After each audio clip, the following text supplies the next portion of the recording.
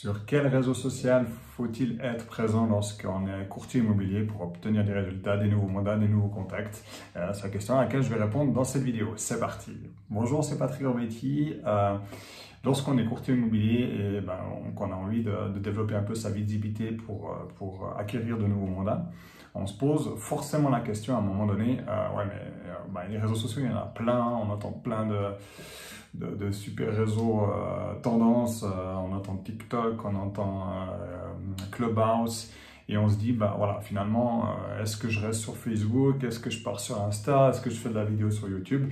Et on est un peu vite perdu dans cette jungle. Donc à nouveau, pour commencer, pour redescendre d'un niveau, il n'y a pas de juste ou faux, c'est simplement utiliser les forces et les faiblesses déjà de vous, ce que vous avez envie de faire, ce que vous aimez faire, et deuxième chose, de chaque réseau qui a vraiment des forces et des faiblesses. C'est ce qu'on va voir aujourd'hui en détail. Donc première chose, Facebook, ce qu'on entend depuis toujours, il faut être présent sur Facebook. Ce qu'il faut savoir, sur Facebook, il n'y a aucune portée organique. Donc, à moins que vous payiez, vous n'êtes plus visible du tout. Donc, pour ma part, je préconise d'utiliser uniquement Facebook pour de la publicité.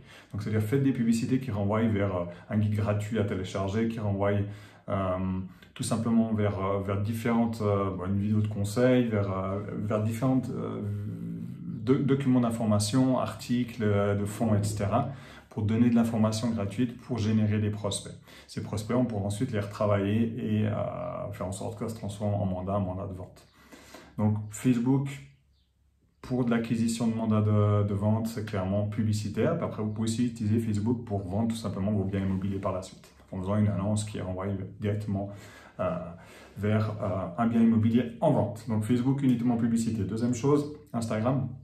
Deuxième réseau, Instagram. Instagram, c'est clairement le réseau qui est très intéressant en termes de vidéos.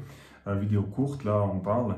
Donc il y a, première chose, les stories, donc visibles 24 heures sur votre profil. Là, vous pouvez documenter votre journée, ce que les biens que vous allez visiter, un peu le back-office de votre vie d'entrepreneur. Vous parlez un peu de vous, un peu de ce que vous faites pendant la journée, un peu vos challenges, et vous verrez que vous aurez une belle visibilité. Il y a aussi les Reels qui sont aussi intéressants. Depuis que TikTok a lancé ces formats vidéo assez courts et assez fun, Instagram s'en est inspiré pour faire les Reels, qui permet aussi d'avoir une visibilité en vidéo qui est extrêmement intéressant, à nous, un côté un peu plus fun. Donc pour ma part, je préconise vraiment les stories. Ça ne vous empêche pas de publier de la vidéo, des images aussi sur votre profil, mais après, n'hésitez pas à documenter un peu votre vie professionnelle via les stories.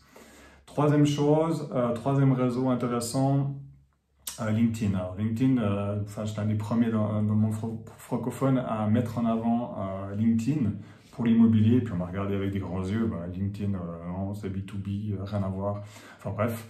Et tout simplement, déjà il y a une portée qui est extrêmement intéressante en format texte. Vous pouvez avoir une excellente visibilité sans payer en publicité, sans y passer des années à développer votre visibilité. Et l'idée en fait pour LinkedIn, c'est plus de tisser un réseau d'apporteurs d'affaires. Et en même temps, si vous voulez travailler avec des entreprises générales qui vendent ou des promoteurs immobiliers, vous pouvez les contacter aussi en message privé très facilement. Donc, LinkedIn, développer le réseau d'apporteurs d'affaires et contacter des sources de clients, mais cette fois en B2B. Quatrième réseau, et je dirais dernier pour ma part, c'est YouTube. Clairement, YouTube, la vidéo, à nouveau, on revient souvent, comme vous l'avez entendu, au format vidéo. Mais clairement, YouTube, c'est le numéro 1 pour donner des conseils en vidéo. Donc, informer, éduquer vos clients et tout simplement leur donner conseil pour pouvoir, en guillemets, se débrouiller tout seul. Mais après, souvent, ils reviennent vers vous. Ça tisse votre notoriété. Et l'avantage aussi de YouTube, comparé dans l'ordre, Facebook, au niveau portée organique, c'est une catastrophe. Instagram, c'est un petit peu mieux, mais c'est pas terrible. LinkedIn, c'est le top. Et puis, au niveau de la durée de vie du contenu, le must, ça reste YouTube. Il y a des vidéos qui sont visibles plusieurs semaines. Et voire, moi, pour ma part, j'ai des vidéos que j'ai publiées il y a 10 ans qui ont toujours du trafic, quand même toujours des gens qui la visionnent.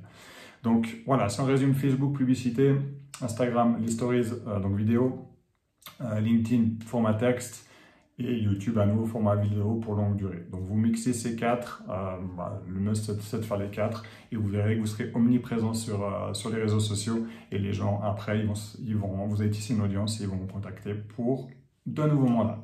Donc à nouveau on passe à l'action comme d'habitude. Si vous avez des questions, des commentaires, c'est ci-dessous et aussi un message privé si vous voulez me contacter et moi je vous dis à tout bientôt pour une prochaine vidéo. Au revoir.